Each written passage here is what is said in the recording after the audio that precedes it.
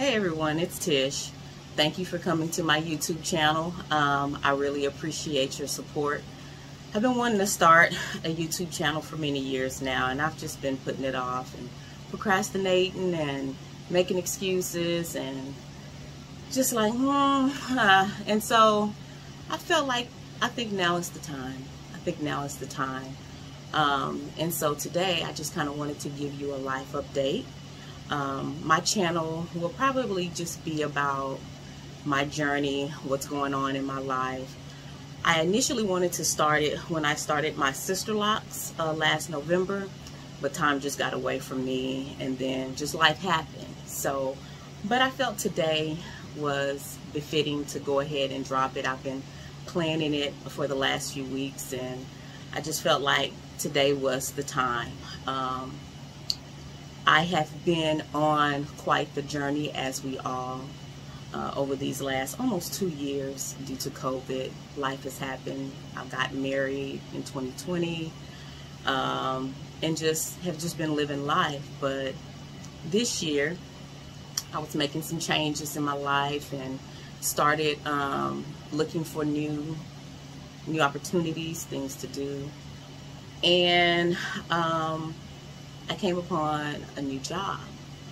And so as I was making the transition to accept that role and start that role, you know how when you start to leave one job, you kind of start tying things up. So I was tying up some things that I had been putting off since last year due to COVID.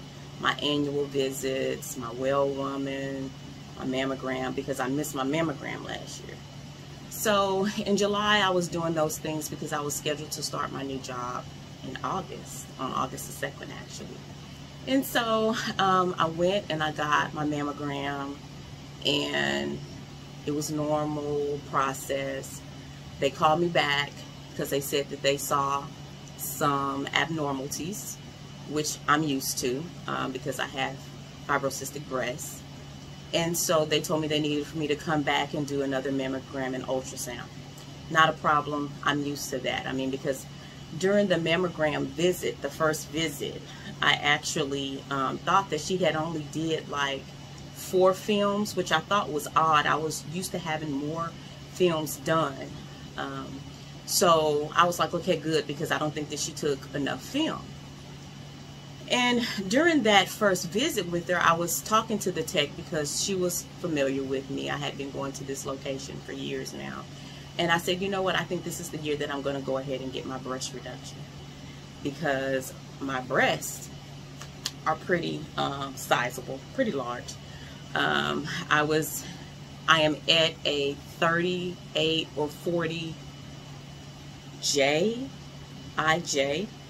And I'm only 5'3", and so that's been heavy, and over the years they've gotten heavier and bigger, and it's just been more issues. So I said, you know what, this is the year I'm going to get my breasts reduced. And she was like, really? I said, yes, this is the year. We've been talking about it. I've been joking with you about it.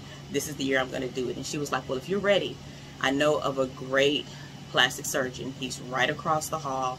He does excellent breast reductions. He also does some reconstruction, but he does really good breast reduction also. So once you leave here, go across the way and make an appointment. But just know that it typically takes about 3 or 4 months before you even get in for a consultation. And I was like, that's fine. I mean, I'm going to start a new job soon, and I'm not looking to do that just yet anyway, probably early next year. She was like, okay, good, yeah, go ahead and schedule a consultation so you can get on their books this year. Cool. This was, let's see, this first visit was July 23rd when I had that conversation with her. And so when they called me back, I went back this was July 21st. When I had my first visit, and I'm having this conversation with the tech. So when they called me back, I went back July 23rd, I think it was. Yeah, July 23rd. And she was like, hey, you know, we have to take a few more images. You know, we saw some things. I said, not a problem, no big deal. So I went in, we did more images.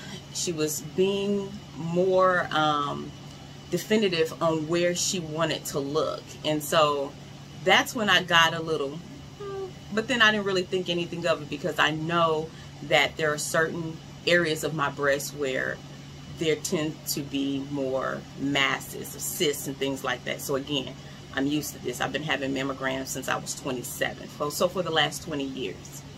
And then we went across the way to do an ultrasound. Again, I'm used to this, no problem. So I'm laying there and we're doing the ultrasound, and I'm chatting with the ultrasound tech because I know her also. And then all of a sudden she gets a little quiet. And I'm just laying there and I'm like, is everything okay? And she was like, yeah, but I'm just looking, Miss Petty, you know, no problem. And I was like, okay. So we're chatting, but then I feel her mood shift a little bit. And so that put me on a little bit of alert. And I was like, are you seeing something? And she was like, well, I don't know. I need to call the radiologist in here for her to take a look at close, just to see. But there is an area that's looking a little strange to me, but don't even worry about it. I was like, okay. So we do that. The radiologist comes in, she looks, and she captures the area. And they're like, okay, we're done. Go ahead, get dressed. We'll give you a call in a couple of days. Not a problem. So then they called me the next day and had me to come in and told me that they needed for me to come in to do a biopsy. And that's when I knew something was wrong, because I've never had to go and do a biopsy. Typically they call me and say, hey, everything was good, it was cyst, not a problem. Okay, but this time they said, Miss Petty, we need for you to come in and do a biopsy. So I did a biopsy. I came in the next day and I did a biopsy. And so she told me the area where they saw an enhancement that they felt concerned about on both of the breasts, and they were going, but on one area, after taking a look at it on my right, she said it was just a benign cyst. But on my left, she saw a little bit of flutter there that was concerning to her, so that's the area she's going to biopsy on. So I said, okay. So she did the biopsy, prepared the breast, numbed the breast, put the information in, put the little titanium thing in that they put in, took the marker in, where if there's ever any question about, you know, in future mammograms, if there is an issue or they know where they've seen an issue, that always marks that spot. So she did that. She told me what I needed to do to care for the breast over the next few days, and they'll be giving me a call. This was on a Thursday or Friday.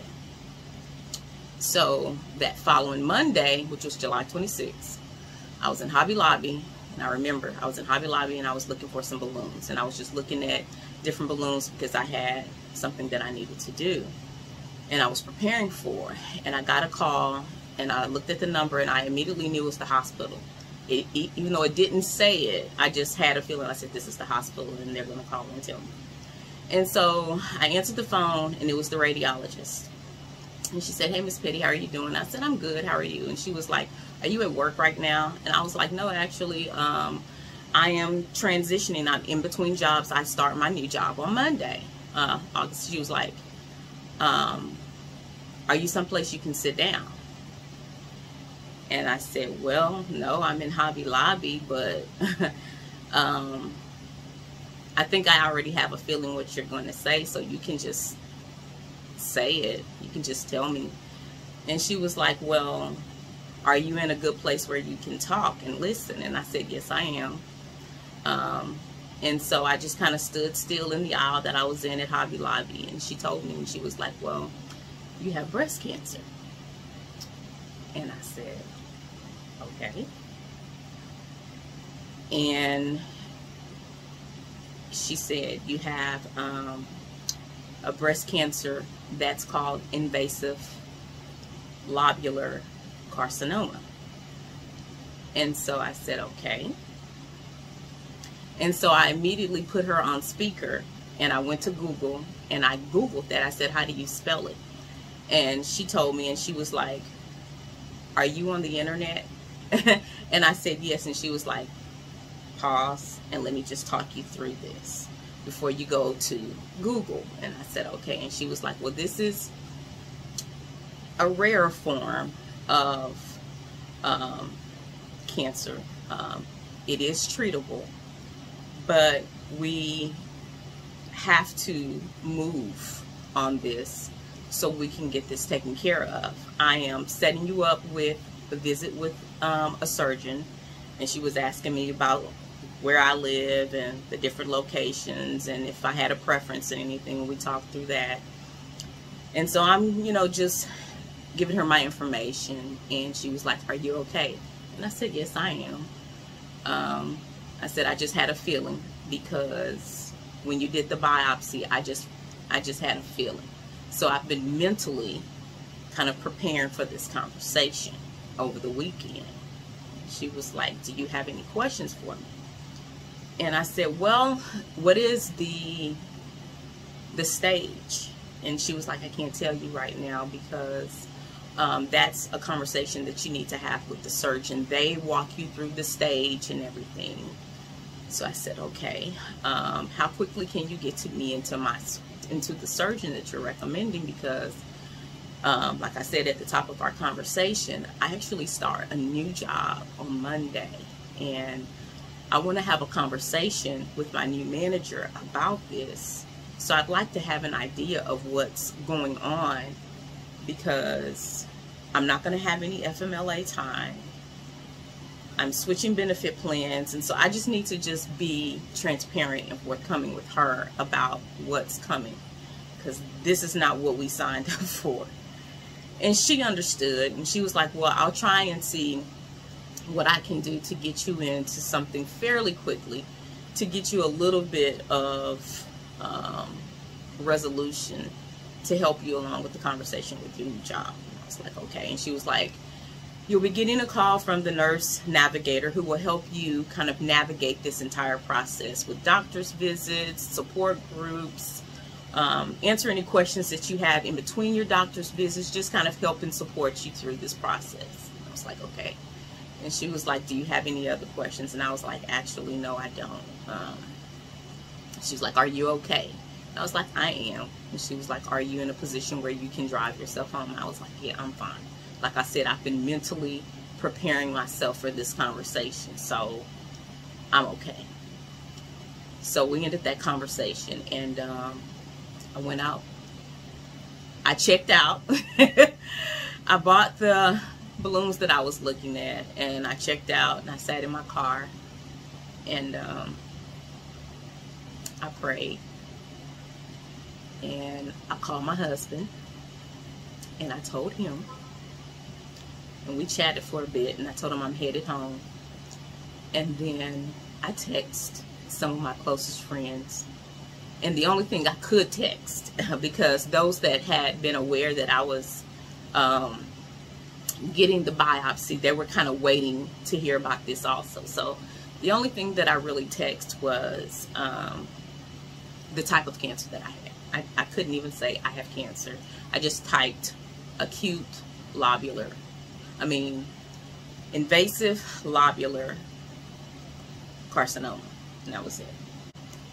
And I turned my phone off for a minute, just to kind of let it all sink in.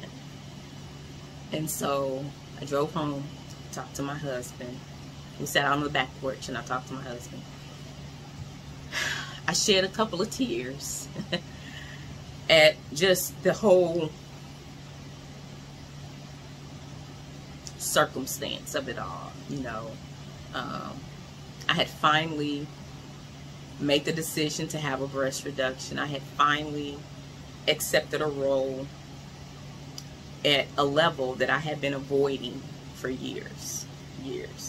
I had accepted a VP of total rewards position, and I had been avoiding that level for years. I just wanted to be a working manager. I didn't want to be at the VP level or above. But I said, you know what, God, if I'm raising a child to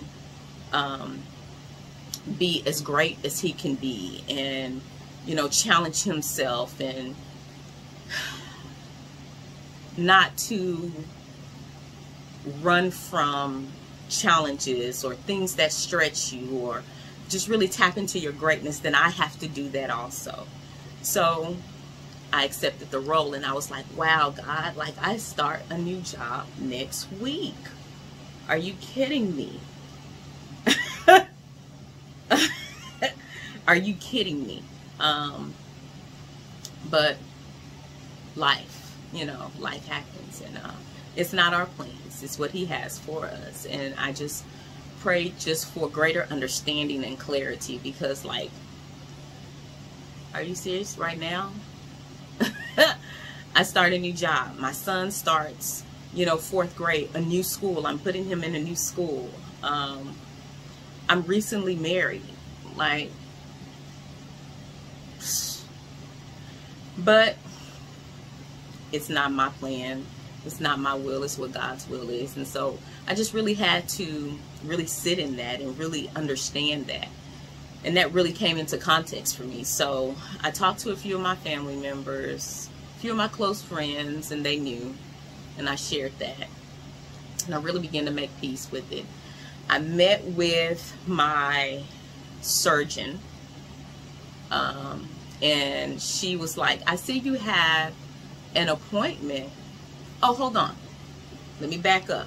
So when I went for the first mammogram, I went across the hall like the tech told me, and I made the appointment, and I went in to make an appointment with one of the plastic surgeons. And she was like, we so happen to have a opening next month in August. And I was like, oh, okay, cool, because the tech told me that it typically takes months. And she was like, it does, but we have an opening. I can slot you in. Not a big deal. Cool. So when I met with my surgeon on August the 8th, she said, hey, I see that you have an appointment in a couple of weeks with Dr. Gordon. Is this kind of what caused the events? I was like, yeah, I was going to get a breast reduction. She was like, oh, so he sent you to get a mammogram and this is how we found it out? And I was like, no, actually, I was coming in for my annual because I missed it last year due to COVID. And I was telling the tech that I wanted to get a breast reduction, and she recommended Dr. Gordon. And she was like, and you got an appointment this soon? I said, yeah. And I said, but should I go ahead and cancel it? She was like, absolutely not. Keep that appointment. It's just going to be a different conversation, but go ahead and keep that appointment because it's hard to get in with him. So go ahead and have that conversation with them. Just tell them that we're shifting from breast reduction to something different, and we'll just take it from there. Fine. So I kind of chuckled because it was like, okay, so I made that appointment and I got in August.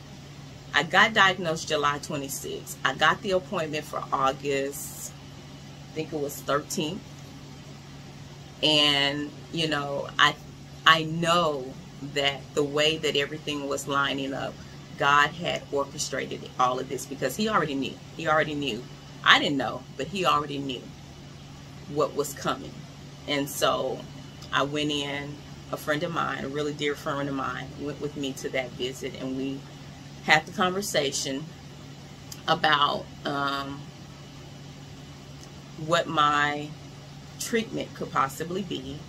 When I went in to see the surgeon, I had already decided. She had told me my prognosis. So my prognosis is favorable. It's stage 1A. And we have decided I am HER2 negative. So far, my protein levels and things are great. But it can be a cancer that moves.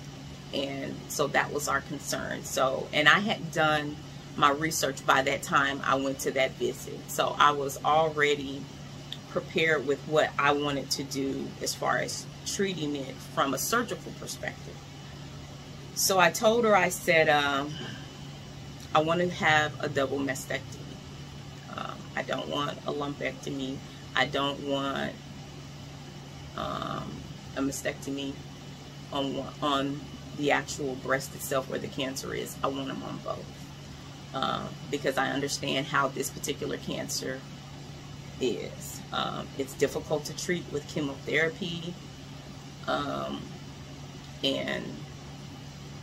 when it moves, it moves. And so the probability of it moving to the other breast was very high. So I just wanted to go ahead and do a mastectomy. My logic to that was I was going to go ahead and have the breast reduction. So since I was going down the path of breast reduction, then I might as well just have the double mastectomy and do reconstruction. So that's what I decided upon. So my surgery was, so I decided on a double mastectomy, and my surgery was going to be, was scheduled for September 26th. September 26th was the day that I was going to have my surgery, and I had been preparing for it, getting everything together for it, and I get a call on September 22nd from the doctor's office, and they said, "Hi, Miss Petty, I'm calling to let you know that we are canceling your surgery. Your doctor has gone out on an indefinite leave, so we're going to have to cancel the surgery for next Tuesday, and we'll work with you to find another doctor."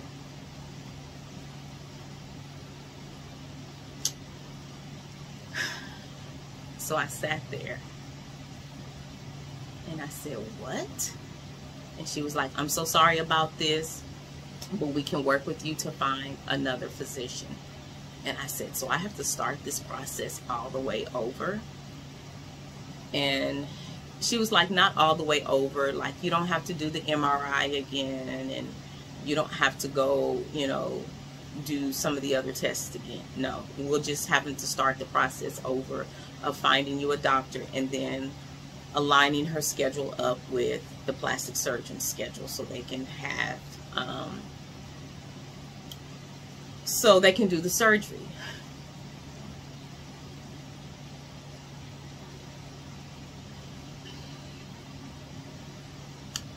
So I said, "Okay, that's fine."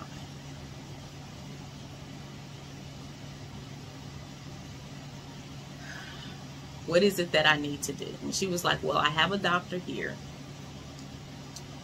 that I found at another hospital, and we can reach out to them and get you on their calendar, and we can take it from there." So I said, "Okay, that's fine." So in the meantime, I texted a friend of mine who had gone through cancer, who had survived cancer about two and a half years ago, and I reached out to her because she had been telling me, "Hey, you need to go to my doctor. You need to go see my doctor. She's excellent. You can, you should meet with her." So I texted her to see if she could provide me her doctor's name, and she did. And I reached out to them immediately that Thursday when I got that call, and I explained to them what had happened, and the nurse that I spoke with said, "Hey, if I'm going to send you this paperwork, if you can get this paperwork back to me within 48 hours, I can try and get you on her calendar for next Monday or Tuesday. I'm seeing 2 openings here." And I said, "The sooner you get it to me, I can get it back to you as quickly as I can." So she sent it over to me about 30 minutes later, and I got it back to her about an hour and a half later. And she called me Friday morning to tell me that she was able to get me onto her calendar for Monday morning. So this was the what day was that? What day was Monday? The 26th? The 27th. So I went in on the 27th, met with this doctor, had an excellent consultation, She already had my films. She already read over the notes. She had already spoken with her tumor board to figure out the course of my care. She was in agreement with where we were heading. She talked to me briefly about the results of my MRI, but she didn't go into a whole lot of detail because she said the other things that I'm seeing that came out of your MRI are going to be taken care of with the surgery since you chose to have a double mastectomy. I was like, okay. So she explained to me that process, and she was like, luckily I have some time in my calendar in October, and I'm going to coordinate my schedule with Dr. Gordon's office so we can try and get you in October. Otherwise, it will be November. And I was like, and she was like, and I'm not waiting that long. You've been dealing with this since July. Let's go. I want to go ahead and get this taken care of. And so I was grateful for that. I actually ended up meeting with the doctor, the other doctor, yesterday, actually Thursday, the 30th, and I was okay with her. She was very thorough. She was very informed. She brought some things, but she brought some things to me that concerned me, that kind of sent me kind of on a tailspin. And I was like, wait a minute. And she was actually delaying the course of surgery because she wanted to go back and do an ultrasound and go back and do another biopsy. And so I was like, why are we doing this? And she was like, well, I want to make sure that when I take it to my tumor board that I make sure that I've covered all things, because I'm seeing some things in your MRI that are concerning to me, and so I just want to just have more information. And so I called Dr. Hook, which was the doctor that I had met with Monday of this week, to talk to her about some of the things that this doctor told me about. And she was like, Miss Patty, remember, I told you that I saw those same things, but I'm not concerned, and I'm not going to waste time going back having you take tests that are going to reconfirm what we already know, that are going to be taken care of because you're having the double mastectomy. I'm not wasting that type of time and resources when we know what the course is. I've already ran this by my tumor board, so I was like, fine. So I'm going to go with the doctor that I met with Monday, and we're figuring out time in the schedule for October, because today's October 1st, which is actually Breast Cancer Awareness Month.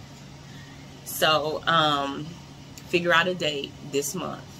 It'll be more probably towards the end of this month that we're going to have the surgery. I'm hopeful of that.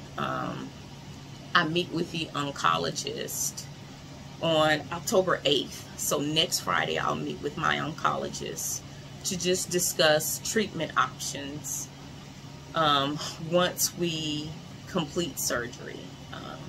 Because my surgeon doesn't feel like she needs to try and shrink or treat anything prior to the surgery, because everything is being removed. If I were having a lumpectomy, then it would be a different story, but I've already chosen a double mastectomy with possible reconstruction. I'm still praying on all of that, and that's not something I'm even going to address this year, because due to COVID, there are so many hospital beds being taken by COVID patients that there's really not any space for me to have the type of surgery that I'm considering, because it would require a longer hospital stay. And neither my surgeon or the plastic surgeon want to even risk that. So reconstruction is a conversation that we'll have next year. So it'll come at a different video. So that's where I am. That's where I am. It's October 1st. I have breast cancer, but I'm battling breast cancer. And so I'll get through this. I'll get through this as I've always done, with prayer, with support. I have some very encouraging and supportive friends and family, and I'm just grateful for everyone that has supported me thus far through this. I've sent a number of people this little bracelet here that I found to support me on my journey and to support others that they may know that might be going through this. So tomorrow on my next video, I will show you, since I'm prepared for the most part, I think I am for the most part, for surgery. I'm going to show you some of the items that I have that are going to prepare me, that are going to prepare me for surgery, and things that I'm going to use after the surgery in the recovery process. So I'll go through all of that and share those items with you. And I hope that you like, comment, and subscribe on my channel. Please join it. Please comment. I plan to be very interactive. I plan to not just talk about just cancer. I want to talk about all things. I want to talk about my hair and where that might go. I want to talk about just all things that I love to do. But I do want to speak on this journey, because one of the reasons why I chose to start my video and my channel with this video is because I was searching during my research of cancer and the videos and the people that I've seen who have battled and have survived cancer. It's not a lot of videos out there for women that look like me, that are my age. And so I want to be a resource to those that are going through this and are walking this journey with me. Everybody has a different story. Everybody has a different journey. But I want to find like minds who can be supportive, who I can support through this process. So I look forward to commenting and interacting with you. I'm sorry, let me just go ahead and say this now. Excuse this glare that are on my glasses. Y'all are going to get this glare today because y'all going to get this glare today because I got my glasses on today.